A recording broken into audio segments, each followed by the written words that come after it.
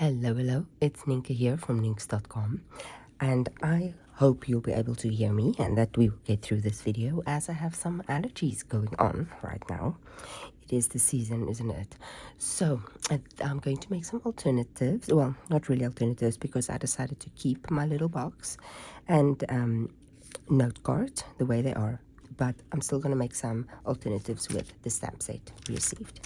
Okay, so let's say you have used up everything in your paper pumpkin kit, and or you still just want to do some fun things. Now let me show you what I did. Let's start with some stamping. Hold on. Okay, so I have a piece of 2x3.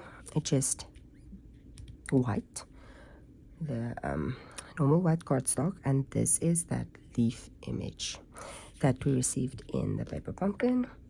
I also have some sponge daubers, and I'm just going to sponge this some color on here now. It's going to leave a texture, this sponge.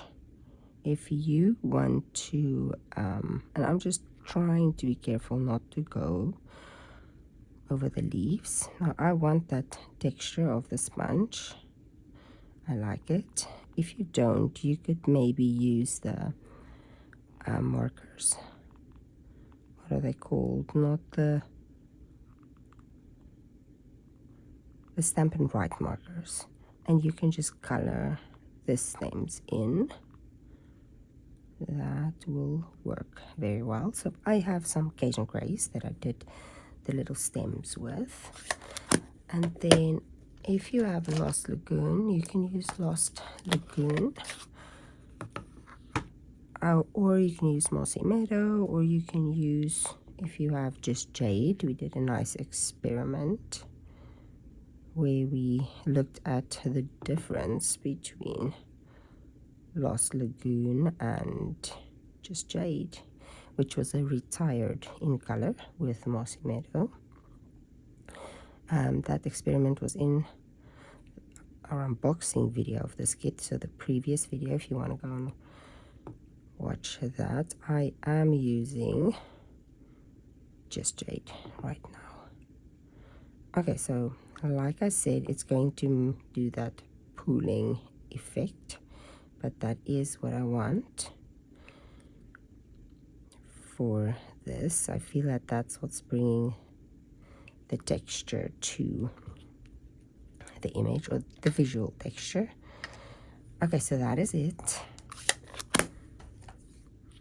I'm just going to give this one a little bit more time to do its pooling thing. Can you see it happening? And then I don't know if it's necessary to huff, but because this took a while, I'm going to huff on it a little bit just to re-moisten, and then it's going to go right there.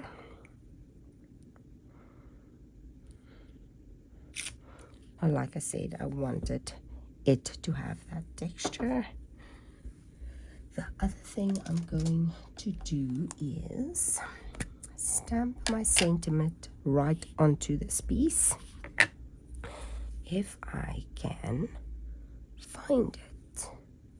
Oh, here it is. I'm just going to use the thank you from the stamp set. So you got this lovely little these lovely fonts. I'm using Memento black ink. Now if you're scared that you're not going to get this straight, use your grit paper and just line it up. I've already lined up my stamp on my block, so I know that that is straight. And now I'm just going to position, and I don't want to bump you, so I'm just going to, no, I don't want this to pull, so I'm just going to re-ink for a second, decide where I want it, try and get it straight, and then just put it down and hold it there for just a couple of seconds. to help the ink totally absorb into the paper. There we go. Isn't that very cute? I do like that.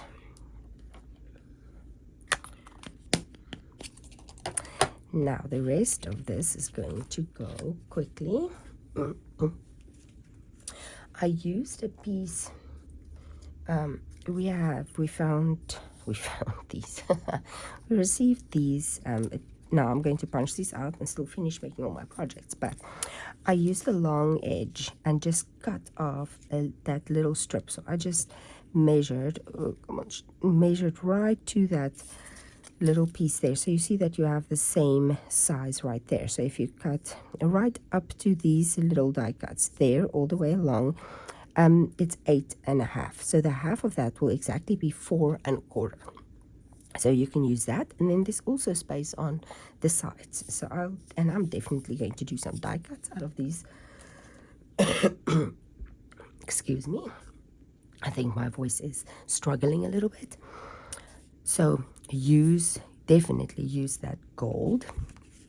So I got that piece, and then I have a piece of Lost Lagoon cardstock, which is just your card base, 8.5 by 5.5, scored at 4.25.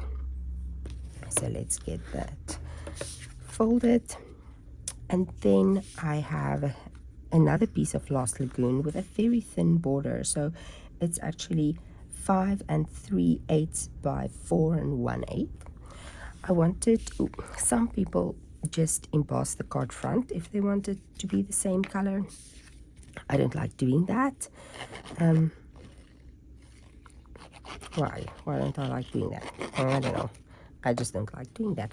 I think it's because if you emboss the card front, this piece, then the inside piece will be embossed too. And I don't know that I like that, firstly, but it is, first of all, it's actually the right, oops, come on, okay, for some other reason, it's not sliding, it's jumping.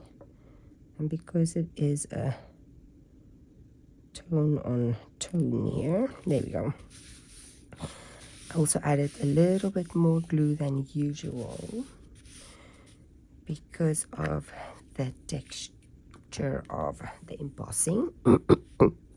Now I'm going to add this piece. Now you can use some glue dots or some tape will probably be a bit thick for this. Then if you use, I'm going to use liquid glue. If you use liquid glue, remember that you don't really want liquid glue on that front shiny part, because you won't be able to get it shiny again. It leaves like a smudge mark, and that isn't nice. So make sure you don't have any glue on your fingers or anywhere. You don't want that on the top of the shiny piece.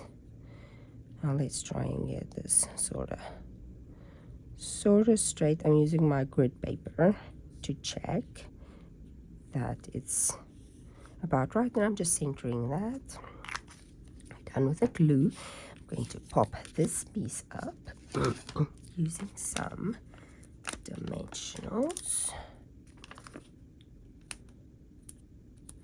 right here.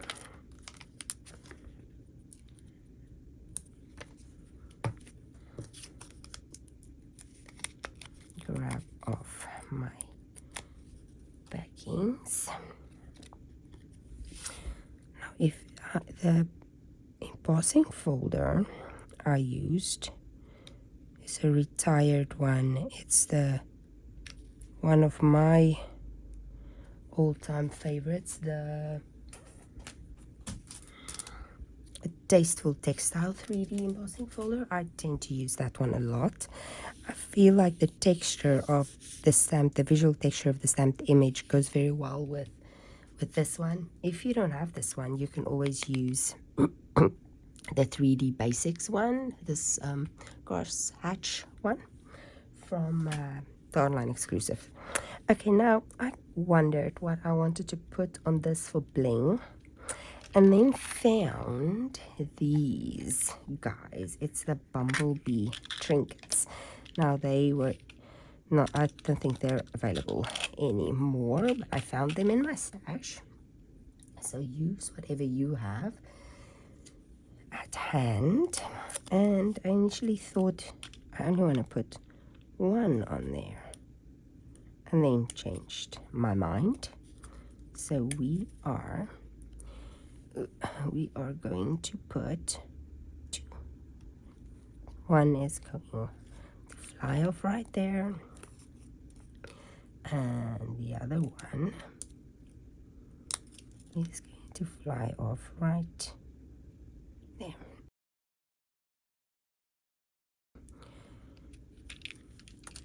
There we go. So that is my first alternative with our September paper pumpkin kit. I will be back with another one pretty soon, but I think I'm going to give my voice a little rest right now. So I'll see you in the next one. Oh, if you made it to the end of the video, I would love for you to give it a thumbs up and subscribe, and to not miss out on the next alternative. Bye bye.